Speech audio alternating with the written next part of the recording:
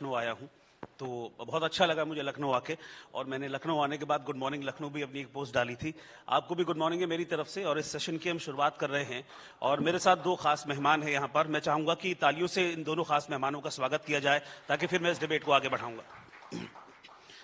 मेरे साथ इस वक्त डॉक्टर सतीश द्विवेदी जी हैं, बेसिक शिक्षा मंत्री हैं उत्तर प्रदेश में, और अभिषेक मिश्रा जी पूर्व मंत्री और युवा हैं।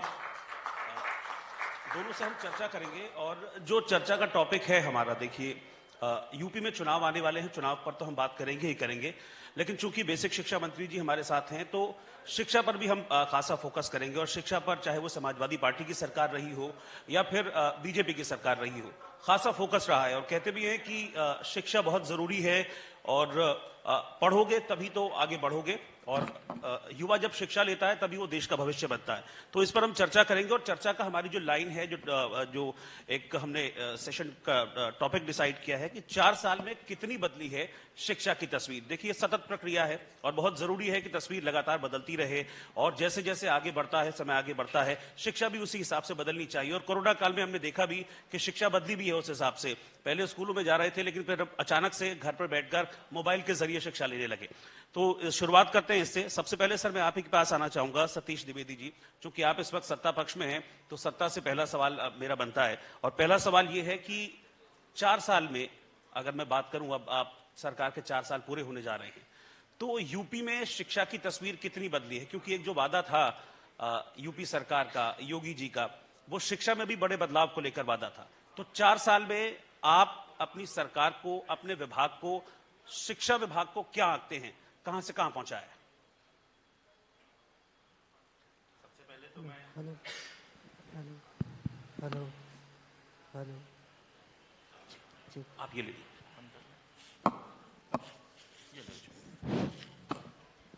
सबसे पहले तो मैं आपको धन्यवाद देना चाहता हूं कि आपने आज ये अवसर उपलब्ध कराया है कि जिन उम्मीदों के साथ, जिस विश्वास के साथ उत्तर प्रदेश की जनता ने भारतीय जनता पार्टी की योगी सरकार को चुना था, अब जब 4 साल होने वाले हैं तो वो उम्मीदें कितनी पूरी हुई हैं। आपने अच्छा प्रश्न किया है कि 4 साल में शिक्षा की तस्वीर कितनी बदली है। वास्तव में तस्वीर बनाने की 2 परिस्थितियां होती हैं। एक तो कोरा कैनवास मिलता है तो कुछ भी बनाइए तो ज्यादा दिखता है, और दूसरा ऐसा फटा चिथड़ा कैनवास मिलता है जिसको पहले धुलकर साफ करना पड़ता है, उसके बाद उस पर चित्र बनाना पड़ता है, तो ज्यादा प्रयास भी कम दिखता है। लेकिन 2017 के पहले के एक उत्तर प्रदेश के एक नागरिक के रूप में, एक छात्र के रूप में, एक शिक्षक के रूप में, जिस भी रूप में उत्तर प्रदेश की शिक्षा की तस्वीर हम देखते थे, बेसिक शिक्षा की जब बात करते थे तो गांव की जो सबसे टूटी फूटी बिल्डिंग होती थी उसको बिना पूछे ही लोग समझ जाते थे कि ये सरकारी स्कूल होगा, प्राइमरी स्कूल होगा। छात्र थे तो शिक्षक नहीं थे, शिक्षक जहां थे वहां छात्र नहीं थे। बच्चों का जो यूनिफॉर्म होता था, एक यूनिफॉर्म खाकी रंग का पहनकर वो निकलते थे। मैं किसी की आलोचना करने के कारण नहीं कह रहा हूं, लेकिन क्यों चुना गया था, क्या उसके पीछे सोच थी, लेकिन ऐसे लगता था जैसे किसी बाल गृह से किसी बाल कैदी निकल करके आ रहे हों। पूरी तस्वीर अस्त व्यस्त थी और परिणाम यह था कि मजदूर, किसान, गरीब, पिछड़े लोगों ने भी उनके गांव में टिन शेड में चलने वाले एक छोटे से निजी स्कूल में अपने बच्चों को भेजना गंवारा था, लेकिन वो सरकारी स्कूल में अपने बच्चों को भेजना नहीं चाहते थे। ये बेसिक शिक्षा की तस्वीर थी। आपने पूरी शिक्षा की बात कही है, इसलिए बस संक्षेप में कहूंगा, माध्यमिक शिक्षा केवल नकल के उद्योग के रूप में जानी जाती थी। पढ़ने लिखने की जरूरत नहीं है, एडमिशन करा लीजिए, परीक्षा पास हो जाएंगे, पास होने के लिए कुछ पैसे देने पड़ेंगे, आगे भविष्य अंधकार में हो, इसकी कोई परवाह किसी को नहीं थी। उच्च शिक्षा में भी कमोबेश यही स्थिति थी। आज 4 साल बाद मैं संक्षेप में, सारी बातें तो इस मंच पर इतने कम समय में हो नहीं पाएंगी, 3-4 बातें अगर आपको बताऊं तो माननीय मुख्यमंत्री जी की व्यक्तिगत रुचि के कारण बेसिक शिक्षा सरकार की प्राथमिकता में आई। मिशन कायाकल्प शुरू हुआ।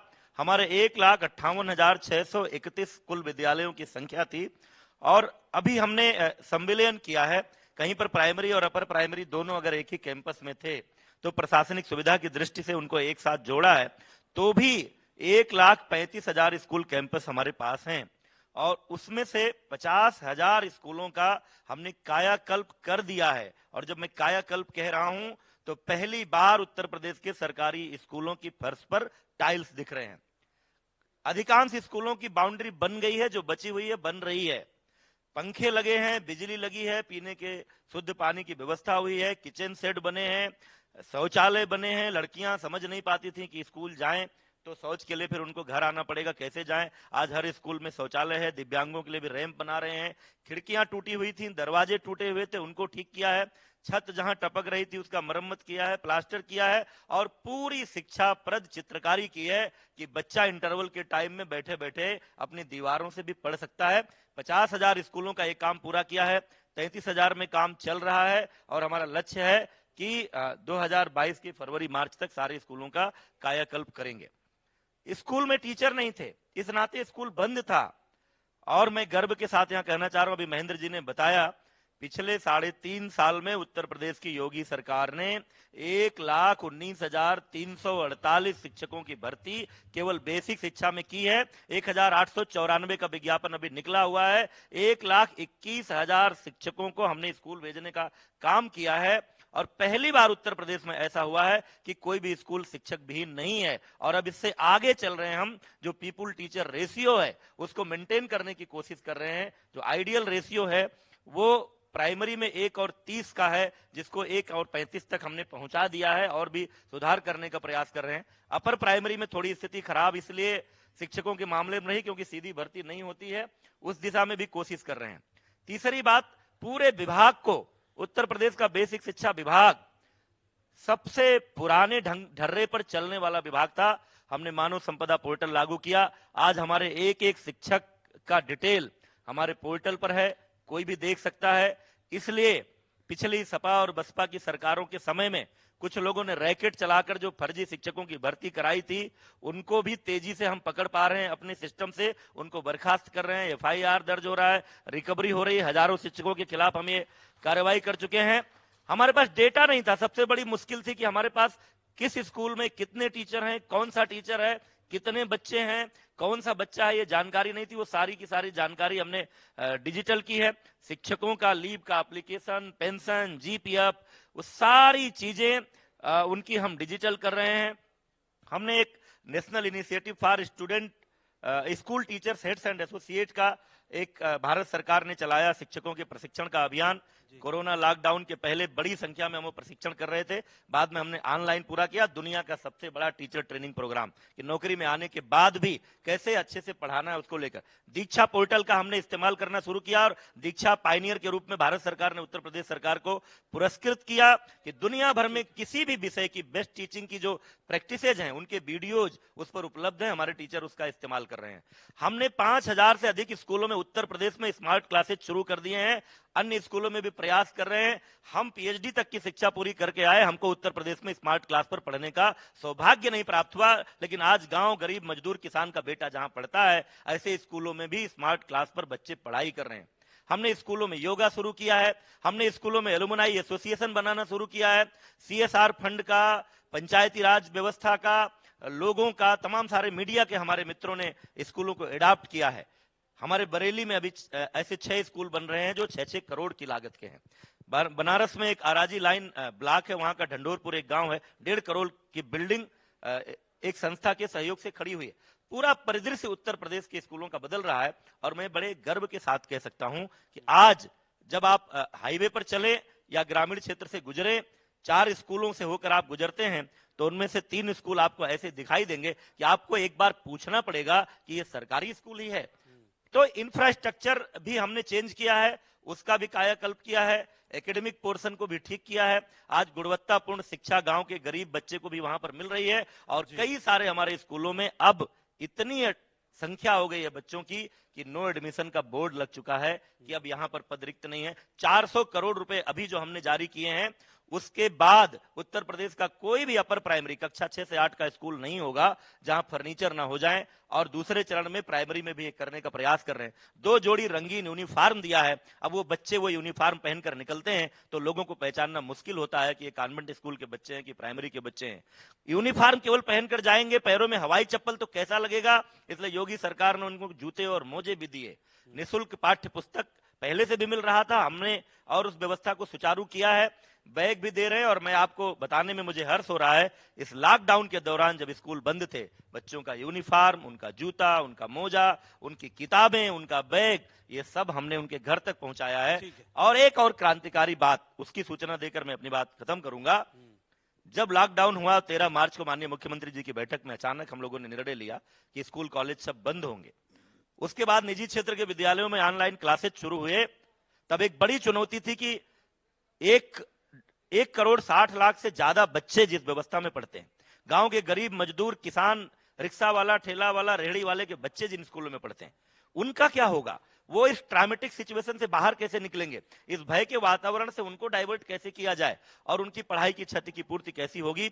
मैं आज इस मंच से अपने बेसिक शिक्षा परिषद के अध्यापकों को आभार प्रकट करना चाहता हूं कि लोगों ने एक अपील पर स्वयं प्रयास करके, जो लोग जानते थे उन्होंने दूसरों को बताया, और उत्तर प्रदेश के सरकारी स्कूलों में भी दूरदर्शन के माध्यम से, आकाशवाणी के माध्यम से, गूगल के माध्यम से, व्हाट्सएप के माध्यम से ऑनलाइन कक्षाएं चली। अभी सवाल खड़ा हो सकता है, सब नहीं उसके पहुंच में आए होंगे, इसीलिए हमने दूरदर्शन का टाइम स्लॉट लिया, क्योंकि दूरदर्शन का टीवी हर गांव में है। लेकिन ये उत्तर प्रदेश के लिए काल्पनिक था, लोग सोच भी नहीं सकते कि सरकारी स्कूलों में कभी ऑनलाइन क्लासेज होंगे।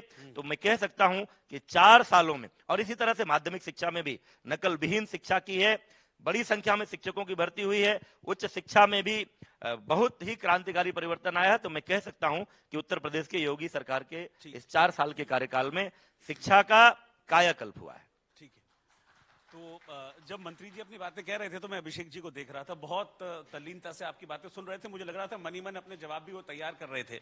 और जो बात उन्होंने कही है कि एक होता है कोरा कागज, उस पर आप कुछ भी लिख सकते हैं, एक होता है ऐसा कागज जो फटा हो, उसको पहले टेप से चिपकाना है, उसके टुकड़े जोड़ने हैं, कि एक पजल नहीं होती थी पहले की, जोड़ के किसी नक्शा बनाना है, पहले उसको जोड़ना है, उसको टेप से चिपकाना है, फिर उस पर चित्रकारी करनी है।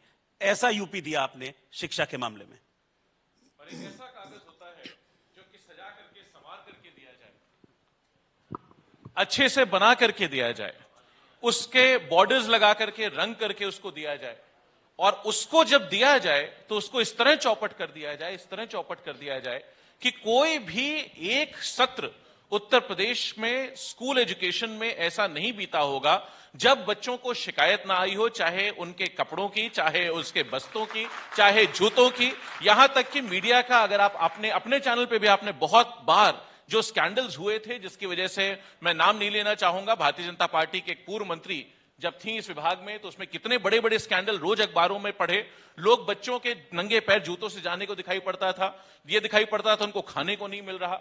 यहां और टीचर्स की आप बात कर रहे हैं, तो जो हमने व्यवस्था बना के दी थी, जो सजा के दी थी, जितना हमने रेवेन्यू में, बजटरी एलोकेशन में ग्रोथ की थी, प्राथमिक शिक्षा में, माध्यमिक शिक्षा में, उच्च शिक्षा में, उसमें आज की तारीख में भारतीय जनता पार्टी की सरकार ने बजट में दिखाने के लिए ज्यादा बना दिया है, लेकिन एलोकेशन उसका कम कर दिया। दिक्कत क्या है? एलोकेशन इस बार इन्होंने 5.5 लाख करोड़ का बजट प्रस्तुत किया, जबकि पिछली बार रेवेन्यू डेफिसिट अगर आप देखेंगे तो 1,16,000 करोड़ रुपए का रेवेन्यू डेफिसिट।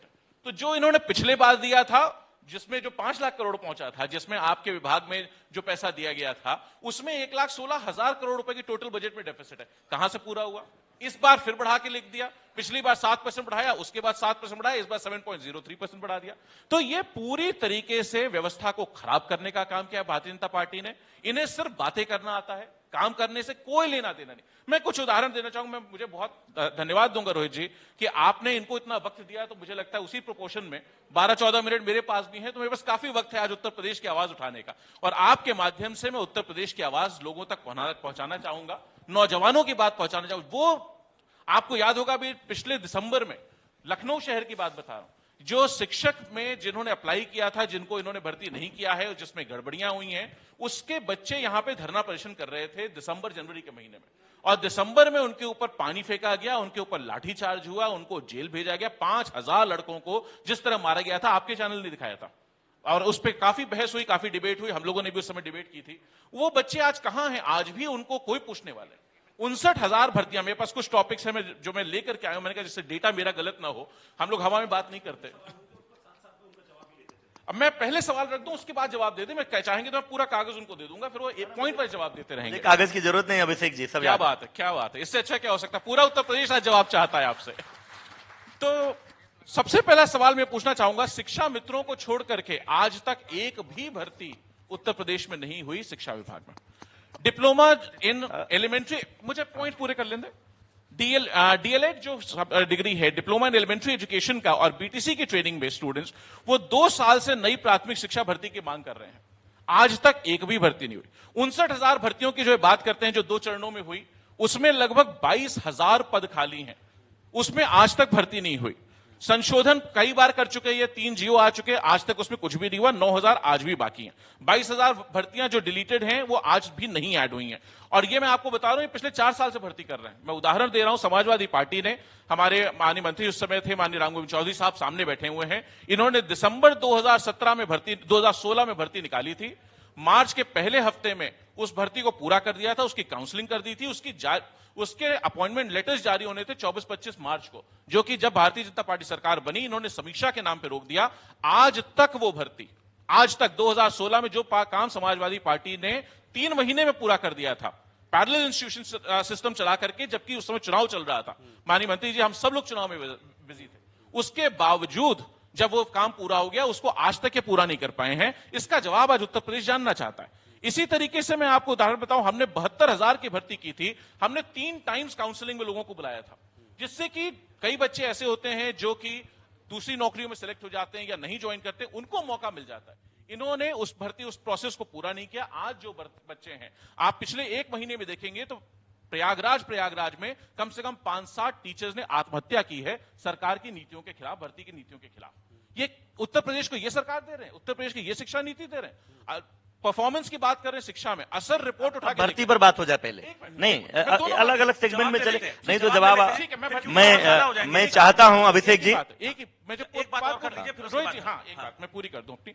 इसी तरीके, बिल्कुल ठीक है, इसी तरीके से जो हमारे दिव्यांग हैं, जिनका 4% रिजर्वेशन है जियो के हिसाब से, उनकी भर्ती पूरी नहीं हुई। SC ST की भर्ती पूरी नहीं हुई, ओबीसीज की भर्ती पूरी नहीं हुई।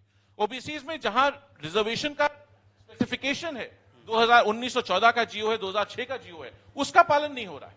तो आज की तारीख में भर्ती के नाम पर पूरी तरीके से, अभी इन्होंने बताया 1.5 लाख भर्तियां हुई हैं, मुझे बता दें कहां हुई हैं। एक भी भर्ती, 59,000 की भर्ती हुई, जिसमें भी 9,000 की भर्तियां आज भी बाकी हैं। ठीक है, अब इसका जवाब मंत्री जी, हाँ जवाब दीजिए। अब मैं क्या कहूं, मैं तो सुनता हूं कि शायद अभिषेक जी प्रोफेसर भी हैं या रहे हैं। अब एक प्रोफेसर से ये उम्मीद नहीं कर सकता मैं इस मंच पर कि जो सामने प्रत्यक्ष रूप से दिख रहा हो उसको लेकर आप इतनी गलत बयानी करें। मैं आपके 72,000 की बात नहीं करता हूं, यद्यपि कि आपकी सरकार जब चुनाव की अधिसूचना जारी हो जाती है तो नहीं, मैं मुझे दीपक जी, मैंने अभिषेक जी बड़े धैर्य से सुना है, मैं कोशिश करूंगा आपके हर प्रश्न का उत्तर देने का। आपको प्रायः चुनाव की अधिसूचना जारी होती है, कोई चुनाव सिर पर होता है तभी याद आती है कुछ करने की। तो ये सवाल तो अलग है कि आपने 72,000 की भर्ती एन दिसंबर में अधिसूचना जारी हो जाती है, ये फरवरी मार्च में क्यों कर रहे थे, क्यों रुका? मैं नहीं, आप कह लीजिएगा, उसकी बात मैं नहीं कर रहा हूं।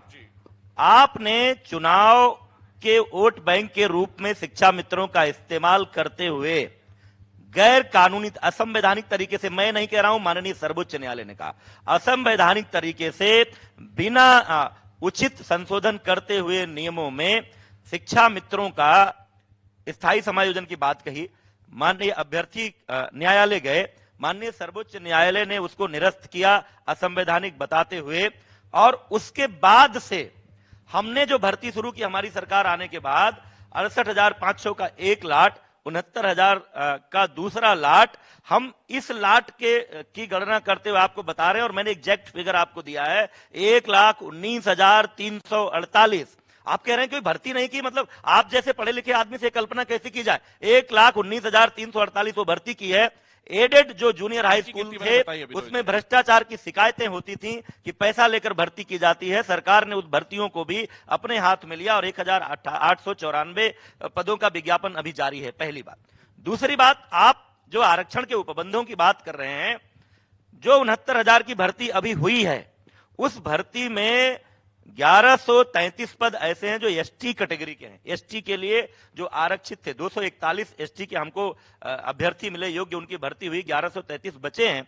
एससी संवर्ग के लोग कहते हैं कि इसमें हमको भर के इसको पूरा कर दीजिए। मैंने विधानसभा में भी इस प्रश्न का उत्तर दिया कि सरकार के आरक्षण के उपबंधों के नियम है, उनका पालन करते हुए जो कानूनी प्रक्रिया है उस कानूनी प्रक्रिया से हम इसको भी भरेंगे। वो इतना तकनीकी कारण से बचा हुआ है। आप धरना प्रदर्शन की बात करते हैं, 69,000 का विज्ञापन निकलता है, 4,31,000 लोग आवेदन करते हैं, 4,10,000 लोग क्वालिफाइंग एग्जाम में बैठते हैं, 1,46,060 लोग उसको क्वालिफाई करते हैं और उनका वो लिखित परीक्षा का अंक लेकर के एकेडमिक उनके क्वालिफिकेशन के अंक को जोड़ करके हम 69,000 की मेरिट बनाते हैं। अब अगर सारे 1,46,000 कहें कि 69,000 पदों पर हमको भर दीजिए तो वो हम नहीं कर सकते, क्योंकि हम नियमों का, कानून की इज्जत करना जानते हैं। आप दिव्यांगों की अभी बात कर रहे थे, आप दिव्यांगों नहीं, आपकी बात पूरी नहीं हुई। आप कह रहे हैं डीएलएड की ट्रेनिंग करके दो साल से लोग बैठे। अरे भाई, अभी अभी ये भर्ती हुई है, ये भर्ती कंक्लूड हो रही है, हमने तो बंद नहीं किया रास्ता। हम बार बार कह रहे हैं कि हम पीपुल टीचर रेशियो को मेंटेन करने की कोशिश कर रहे हैं। आपके जमाने में उत्तर प्रदेश के तमाम स्कूल बंद थे क्योंकि वहां टीचर नहीं दे पा रहे थे आप। हम हमारे स्कूल को टीचर ही नहीं दे रहे हैं, बल्कि हम उस रेशियो को भी मेंटेन कर रहे हैं। आगे भी जैसी आवश्यकता पड़ेगी हम शिक्षकों की भर्ती करेंगे। डीएलएड की ट्रेनिंग किए हुए, डीएलएड की ट्रेनिंग, क्योंकि अभी पिछले दिव्यांगों की बात कह लूं, बस मैं बात पूरी कर रहा हूं। एक मेरा भी दिव्यांगों के आरक्षण की एक व्यवस्था है और वो संवैधानिक उपबंध है कि 4 कैटेगरी में अलग अलग, किसी को देखने सुनने में कठिनाई है, किसी को चलने में कठिनाई है, किसी को बोलने में कठिनाई है, अलग अलग कैटेगरी है। 4% का आरक्षण 4 कैटेगरी में बांट के देना होता है और स्पष्ट नियम है कि हम एक कैटेगरी के हिस्से की सीट दूसरे कैटेगरी को नहीं दे सकते। अब वो लोग कहते हैं कि नहीं, इस कैटेगरी में खाली है, उस कैटेगरी में हमको कर दीजिए। भारतीय जनता पार्टी हमेशा न्यायालय के निर्णयों का, संवैधानिक उपबंधों का, कानूनों का सम्मान करती है, इसलिए हम मनमानी तरीके से कुछ भी नहीं करते हैं कि जाकर के मामला आगे फंस जाए और जो हाल शिक्षा मित्रों का हुआ, रिवर्ट होना पड़ा, वैसे ही किसी अभ्यर्थी को होना पड़े। हम हमेशा इससे बचने की कोशिश करते हैं। नहीं, लेकिन क्या आप ये एश्योर कर रहे हैं कि टीचर्स की कमी नहीं है स्कूलों में? नहीं, मैंने परिषदीय स्कूलों में टीचर्स की कमी है। लालजी वर्मा कहते हैं कि परिषदीय स्कूलों में टीचर्स की कमी है, इसीलिए बच्चों को पढ़ाई वहां पर मिलती नहीं है और इसीलिए बच्चों को जाना पड़ता है प्राइवेट स्कूलों में। मैंने यही कहा आपसे ना, मैंने कहा ना 1,21,000 शिक्षकों की भर्ती करने के बाद भी, मैंने, मेरी बात को आप ध्यान से सुनिए, मैंने कहा कि आज कोई स्कूल शिक्षक विहीन नहीं है। लेकिन अभी एक और विसंगति थी जिस पर कभी नहीं ध्यान दिया गया, उसके लिए योगी सरकार का इंतजार हो रहा था। नगर का कैडर अलग हो गया, नगरों में भर्ती 2008 के बाद से हुई नहीं। हमारे यहां तो उल्टी स्थिति है। आज गांव में हमारे पास शिक्षक कहीं कहीं सरप्लस हैं, नगरों में शिक्षक कम हैं क्योंकि उनकी कैडर की, इसको बैलेंस करना चाहिए ना। मैं कर रहा, हम कर रहे हैं ना, हम कर रहे हैं, हम कोई बहानेबाजी नहीं कर रहे हैं। हम प्रस्ताव तैयार कर चुके हैं, कैबिनेट में ले जाने वाले हैं, नगर और ग्रामीण क्षेत्र का विभाजन खत्म कर रहे हैं और उसके बाद इसी समर वेकेशन में हम ग्रामीण क्षेत्र में जहां कई जगहों पर अतिरिक्त शिक्षक हैं उनको ट्रांसफर करके नगरों में भेजेंगे। नगर में भी शिक्षकों की कमी पूरी कर रहे हैं। माननीय मुख्यमंत्री जी ने व्यक्तिगत रुचि लेकर नगर विकास विभाग को भी निर्देश जारी किया और कायाकल्प में अब नगर विकास विभाग भी शामिल हो रहा है। स्मार्ट सिटी के फंड से पैसा मिल रहा है। बहुत सारे वर्षों से हम उसके जिम्मेदार नहीं हैं। 50 साल से नगरों में किराए के मकान में स्कूल चल रहे थे, एक एक कमरे के मकान में स्कूल चल रहे थे। हम जमीनें चिन्हित कर रहे हैं, जहां जमीन मिल रही है वहां नए भवन बना रहे हैं, जहां जमीन नहीं मिल रही है वहां किराए के भी नए मकान बदल रहे हैं। ये सारी कोशिशें हम कर रहे हैं और मुझे प्रसन्नता है, मैं आभार प्रकट करना चाहता हूं देश का निजी क्षेत्र, कारपोरेट सेक्टर, हमारे समाज सेवी, सामाजिक संगठन, मीडिया के लोग, सब लोग आगे आ रहे हैं। उस दिशा में सरकार से कंधे से कंधा मिलाकर काम कर रहे हैं और हम तस्वीर बदलने की पूरी कोशिश कर रहे हैं। हमने कहा है कि हम फुल स्टॉप नहीं लगा रहे हैं। ठीक है, जब तक शिक्षकों की जरूरत पड़ेगी लगातार हम रिक्त पदों पर भर्ती करते रहेंगे। ठीक है। अब अभिषेक जी कुछ कहना चाह रहे हैं, फिर अभिषेक जी मेरा आपसे भी एक सवाल है, पहले आप अपनी बात कर लीजिए। जी, हेलो। हाँ, मैं अभी आपने माननीय मंत्री जी ने कहा, मैं उस पर 2-3 चीजें सवाल पूछना चाहूंगा कि जो लाखों की संख्या में शिक्षा मित्रों को आप कह रहे हैं बिना नियम कानून के बिल्कुल संविधान के तहत हाउस ले जाकर के पॉलिसी बना करके कैबिनेट में अप्रूव करके जो व्यवस्था है उसी के तहत चल करके शिक्षा मित्रों को रेगुलराइज किया गया था। उनको बता रहा हूं, उसका जवाब दे रहा हूं। उन नौकरियां दी गई थी, लेकिन ये हम और आप सभी जानते हैं कि कोर्ट में पैरवी करने की जरूरत पड़ती है।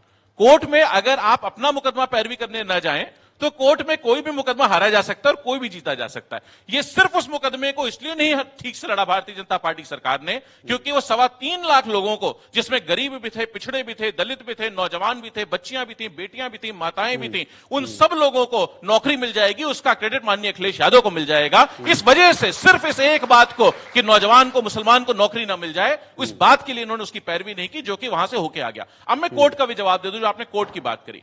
हमने अनुदेशक भर्ती की थी 2013 में, 7,000 रुपए पे उसकी शुरुआत की थी। हमने भारत सरकार को, प्रोजेक्ट अप्रूवल बोर्ड को, पीएबी को प्रपोजल बना करके भेजा कि इसको 7,000 की जगह 15,000 कर दिया जाए। 2015 में भारत सरकार से अप्रूवल आ गया, उसमें 1,470 रुपए बढ़ाए गए, जो कि हम 8,470 रुपए अपने निर्देशकों को देने लगे। उसके बाद हमने फिर से 2016-17 में हमने दोबारा प्रपोजल बनाया भारत सरकार को भेजा कि निर्देशकों को नहीं, 8,500 में नहीं पूरा पड़ रहा, इसे 15,000 कर दिया जाए। तो भारत सरकार ने कहा ठीक है, हम 15,000 कर दे रहे हैं, उत्तर प्रदेश अपना हिस्सा देने को तैयार है। हमने कहा बिल्कुल उत्तर प्रदेश तैयार है। माननीय मंत्री जी थे, उन्होंने निर्णय लिया कि उत्तर प्रदेश बिल्कुल देगा, जितना देना होगा नौजवान को हम देंगे।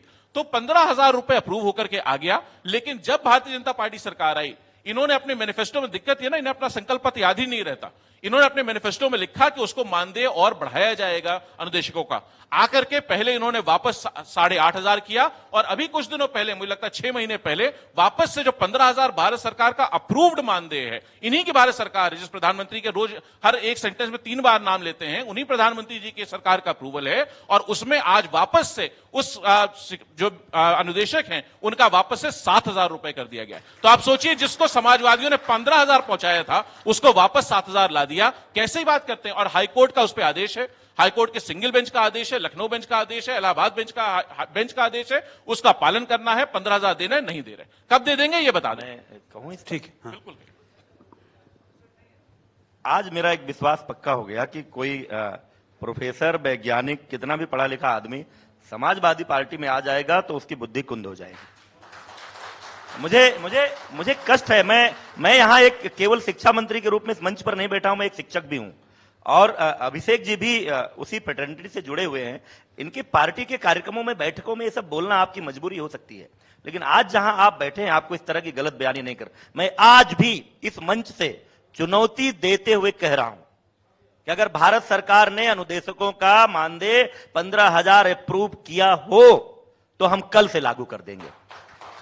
लेकिन कोर्ट गए थे लोग, इस चुनौती को कोर्ट ने, मैं कह रहा हूं, मैं खुले मंच से कह रहा हूं, देखिए, क्योंकि हमको हमारे मुख्यमंत्री योगी आदित्यनाथ जी पर विश्वास है कि वो हम आज जो हम कर पा रहे हैं बेसिक शिक्षा में, ये उनके समर्थन के बगैर नहीं कर सकते। इतनी बड़ी योजना, इतना बड़ा कायाकल्प, इतनी बड़ी शिक्षा भर्ती, आपको शाबाशी, आपको बधाई देनी चाहिए उत्तर प्रदेश सरकार को। और मैं चुनौती देकर कहता हूं, पूरे कोरोना लॉकडाउन पीरियड में, जब दुनिया भर में अमेरिका, इंग्लैंड, जर्मनी, जापान जैसे देशों में नौकरियां जा रही थी, लोगों की छटनी हो रही थी, उस समय जून के महीने में उत्तर प्रदेश की सरकार ने 69,000 शिक्षकों की भर्ती की काउंसलिंग का शेड्यूल जारी किया था।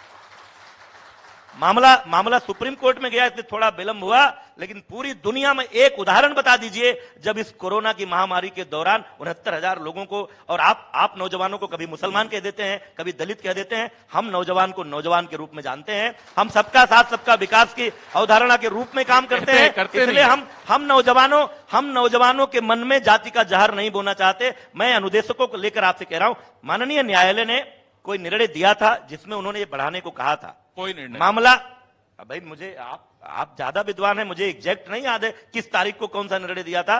निर्णय दिया था, बढ़ाने को कहा था।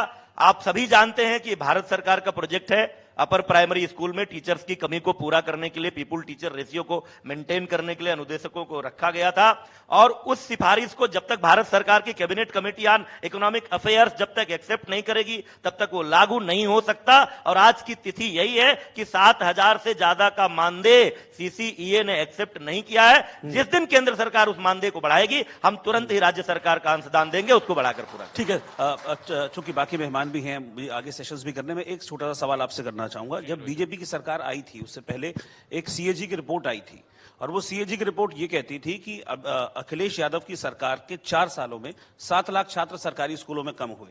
2012-13 में 3 करोड़ 71 लाख छात्र थे जो सरकारी स्कूल जा रहे थे, और 2015-16 में ये संख्या घट के 3 करोड़ 64 लाख हो गई थी। क्यों ऐसा? और करीब कई ऐसे छात्र थे जिनको किताबें वगैरह भी नहीं मिल रही, सीएजी की रिपोर्ट में, मैं नहीं कह रहा हूं ऐसा। जी, मुझे लगता है कि आपने शायद अभी जो लेटेस्ट 2020-2021 की सीएजी रिपोर्ट आई है या जो एसर की रिपोर्ट आई वो शायद नहीं पढ़ी।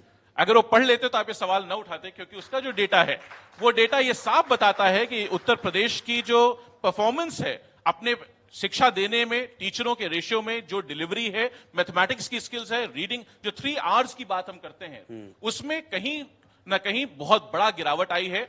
भारत सरकार के साथ जो भारत सरकार के लेवल, भारत के लेवल पे एजेंसी की सर्वे होता है, उसमें लगातार उत्तर प्रदेश पे सवाल उठाए गए हैं। आपने जो डेटा दिया उसका मैं चेक करा लूंगा, मुझे इस स्पेसिफिकली अगर आप डेटा पहले देते तो मैं आपको जवाब भी दे देता, लेकिन आज की जो 2021 की रिपोर्ट है उसका डेटा यही है कि भारतीय जनता पार्टी सरकार ने उत्तर प्रदेश का जो कैनवस समाजवादियों ने सजा करके दिया था, बना करके दिया था, उसको गोल्डन बॉर्डर लगा करके दिया था, उसको फाड़ने का, खराब करने का, गंदा करने का काम किया है और शिक्षा को खराब करने का काम। ठीक, अब ये तो जनता है तय कर लेगी। मैं इस पर कुछ कहना चाह रहा हूं। सब आपका जो आंकड़ा अभी आया है, देखिए मैं दावे के साथ कह रहा हूं, आप आंकड़ा चेक करा लीजिए। उत्तर प्रदेश में योगी सरकार आने से पहले लगातार उत्तर प्रदेश के सरकारी स्कूलों में प्रतिवर्ष पिछले साल की तुलना में नामांकन घट रहे थे, क्योंकि लोग अपने बच्चों को वहां नहीं भेजना चाह रहे थे। लेकिन 2017 से सरकार आई, जून 18 में स्वयं माननीय मुख्यमंत्री जी ने मेरे सिद्धार्थनगर में, नेपाल के बॉर्डर पर बसा हुआ पिछड़ा हुआ जिला था, एस्पिरेशनल डिस्ट्रिक्ट में उसका नाम था, वहां जाकर स्कूल चलो अभियान का शुभारंभ किया। उसके कारण लाखों की संख्या में उन बच्चों में वृद्धि हुई। मैं कह रहा हूं आज हमारे पास 1000 के नामांकन वाले स्कूल भी हैं। आपके लखनऊ में है 500 की संख्या के स्कूल, 400 की संख्या के स्कूल, और कई सारे हमारे स्कूल आप सोशल मीडिया पर देख रहे होंगे, वो नो वैकेंसी नो एडमिशन का बोर्ड लगा रहे हैं। लगातार नामांकन बढ़ा है, क्योंकि जो हमने छात्रों की सुविधाएं बढ़ाई हैं, हमने कौन टूटे फूटे बिल्डिंग में जो कभी भी ढह सकती हो उसमें अपने बच्चे को कौन भेजना चाहेगा। हमने छात्रों की सुविधाएं बढ़ाई है, स्कूलों की तस्वीर अच्छी की है, अच्छे शिक्षकों की भर्ती की है, पूरा वातावरण सुधारा है। और एक जिस आंकड़े की बात आप कर रहे थे अभिषेक जी, अभिषेक जी नहीं बता रहे, सरकार मेरी है, मैं बता रहा हूं। सरकार अगर नो एडमिशन का बोर्ड लगा रही है तो बड़ा जो आपने सीएजी की रिपोर्ट की बात की और जिस रिपोर्ट की बात अभिषेक जी कर रहे थे, ये नहीं बता पाए। इनको तो हमारी सरकार की आलोचना करते हुए कहना चाहिए था कि जो आंकड़ा आया केंद्र सरकार की नीति आयोग का, उसमें उत्तर प्रदेश 20वें पायदान पर था। मैं बता रहा हूं, ये पता नहीं क्यों छिपा गए, लेकिन वो कौन सा रिजल्ट है, उसका डेटाबेस क्या है।